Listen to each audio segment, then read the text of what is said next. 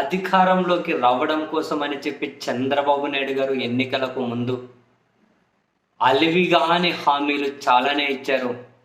కానీ అప్పటి వరకు జగన్మోహన్ రెడ్డి గారు ఎలాంటి అవాంతరాలు లేకుండా అమలు చేస్తూ వచ్చిన సంక్షేమ పథకాలు చంద్రబాబు గారు వస్తే అంతకుమించి ఎక్కువ ఇస్తా అంటున్నారు కదా. జగన్ గారు ఇచ్చిండేది చంద్రబాబు నాయుడు గారు ఎందుకు ఇవ్వలేరు అని చెప్పి జనాలు ఆలోచించారేమో. మొత్తానికి చంద్రబాబు గారు అయితే అధికారంలోకి వచ్చారు.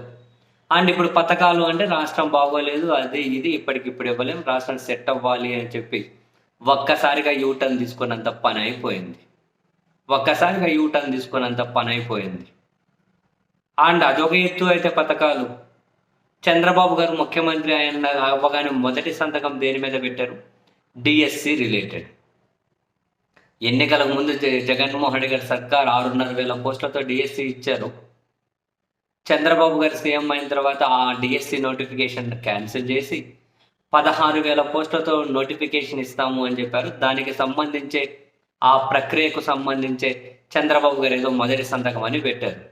అండ్ విద్యాశాఖ మంత్రిగా నారా లోకేష్ గారు బాధ్యతలు తీసుకున్నప్పుడు కూడా దాని రిలేటెడ్ సంతకం పెట్టారు. ఇప్పుడు వాళ్ళు సంతకం పెట్టి 8 నెలలు అయింది.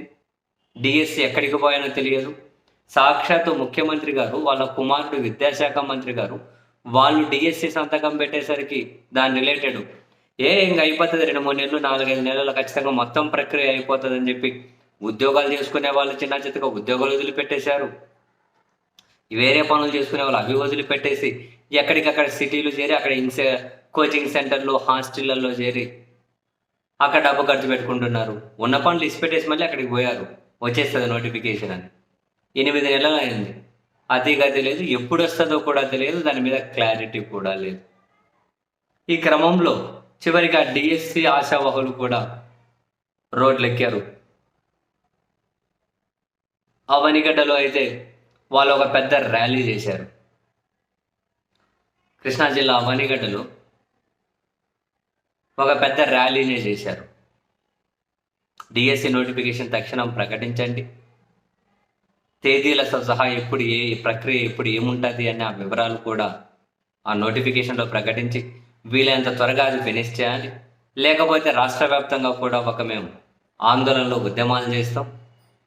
మీరు మొదటి సంతకం పెట్టి 8 నెలలు అవుతుంది, అతి గతి లేదని చెప్పి పెద్ద ర్యాలీ తీశారండి డిఎస్సి ఆశావహ అభ్యర్థులు, డిఎస్సి ఆశావహులు. చంద్రబాబు సార్ పథకాలేమో ఎప్పుడో అంటున్నారు, కనీసం మీరు పెట్టిన మొదటి సంతకం మీద నా దృష్టి పెట్టండి సార్. ఇది ఒక సీరియస్ ఇష్యూ అబ్బా.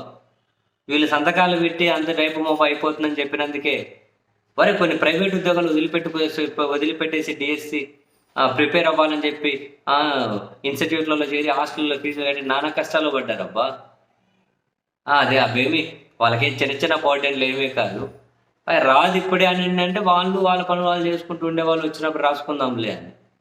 అందుకే సార్ దీని మీద కనీసం మీరు పెట్టిన మొదటి సంతకం మీద అయినా దృష్టి పెట్టి ఆ ప్రాసెస్ ఏంటో దానికి సంబంధించి ఒక క్యాలెండర్ అన్నా ప్రకటించండి.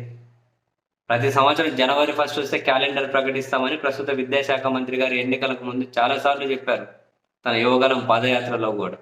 సరే జాబ్ క్యాలెండర్ లేకపోయింది, కనీసం డిఎస్సి మీరు పెట్టిన మొదటి సంతకం దానికి సంబంధించిన డేట్స్ అన్నా ఇవ్వండి, నోటిఫికేషన్కి సంబంధించి ఎప్పుడు ఎట్లా చేస్తారు అని. పాపం ఆశావహులకు కాస్త రిలీఫ్ అన్నా ఇవ్వండి అబ్బా సార్లు.